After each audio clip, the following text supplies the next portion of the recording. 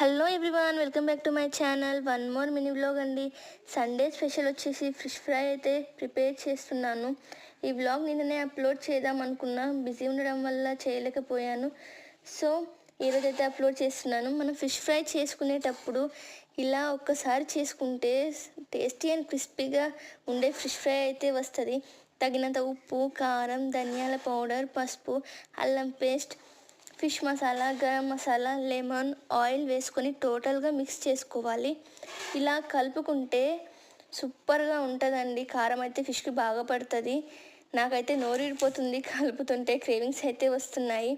ఇలా కలుపుకొని పెట్టుకున్న ఫిష్ అయితే హాఫ్ అన్ అవర్ 1 అవర్ ఫ్రిడ్జ్లో అయితే పెట్టేసుకోవాలి. 1 అవర్ తర్వాత మ్యారినేట్ చేసుకున్న ఫిష్ అయితే తీసేసుకొని మనం ఫ్రై చేసుకోవాలి. సూపర్గా అండ్ టేస్టీగా ఉంటుందండి. మనం బ్రౌన్ కలర్లో వచ్చేదాకా ఫ్రై చేసుకోవాలి. సూపర్గా అండ్ టేస్టీ ఫ్రై రెడీ.